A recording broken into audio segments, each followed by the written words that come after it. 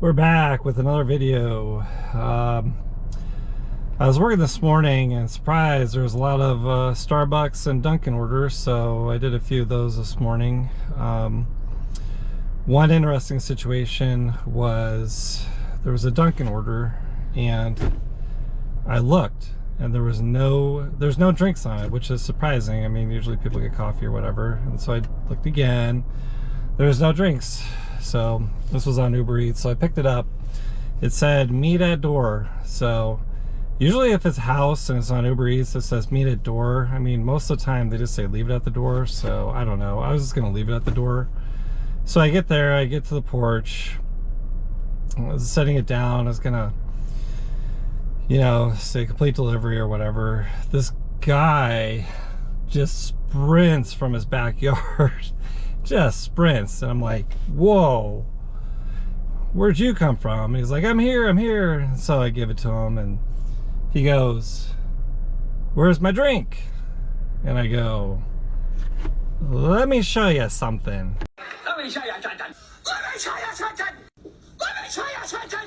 And so I pulled up the order and I go through it all and I said, yeah, there's no drink on here. I double checked. I always double check for a drink. That's a reoccurring theme that I've been mentioning. If you watch my previous orders, you gotta check, you always gotta check for the drink. And he goes, oh yeah, you're right, I forgot to put the drink in, thank you very much. I go, you're welcome. So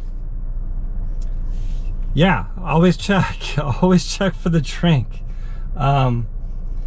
So yeah, even customers get confused and think they ordered a drink when they didn't, and vice versa and things like that. So always check for that. We're at Wingstop right now. We're gonna pick up a $5 2-mile order. Should be very simple. Let's go pick it up.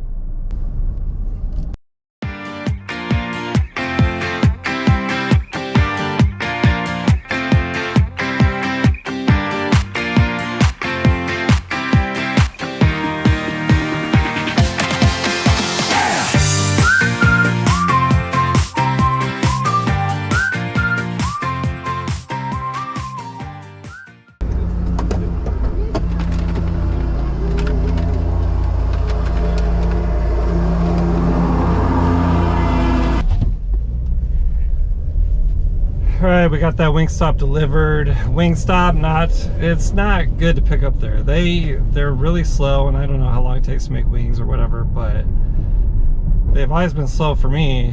And also, you tell them who it's for, they'll be like, oh yeah, it'll be a couple minutes, and then you can see that it's finished, and then they forget that you're there and they just leave it sitting there, so you have to ask them multiple times for it. So yeah, I don't really like Wingstop that much. But also there's always something going on. So they said, yeah, the door's locked for an apartment, so call me. Of course there's a freaking loud lawnmower right there, so I couldn't hear a thing. So that was perfect timing. But we got that delivered. Let's go find our next order. After about 2 seconds after we dropped off that Wingstop, we got a $15 11-mile Burger King order. Let's do that one. Let's pick it up.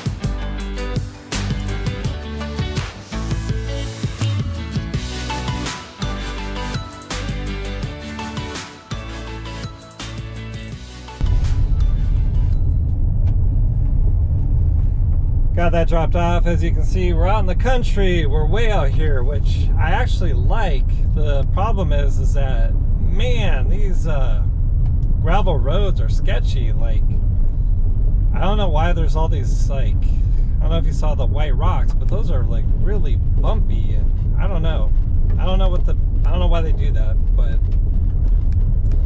I don't know if you can hear it, but it's really bumpy. It's really, I don't know if I'd do that again. I like being out in the country and I like the drive, but I just don't like these dirt roads. So I'm gonna try to get back to the main roads, the pavement, and then just shaking my camera all over the place. But yeah, I'm gonna try to get back to pavement. We'll find another order. Part of I don't know what happened in the last video, but part of the video got cut off. But I was delivering to, it was like a $20 15-mile order, and it was going way out in the countryside with a bunch of dirt roads or whatever. So I have video of that, but part of the dirt road had like these big white rocks that looked jaggedy.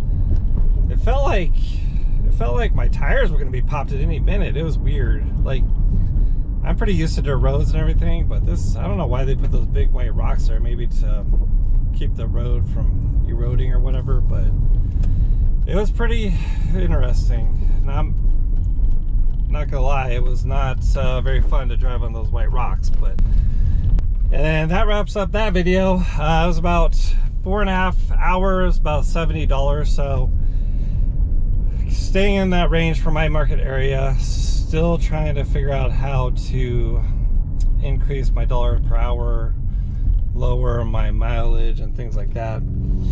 So if you stuck around to the end of the video, thank you very much, and we will see you next time.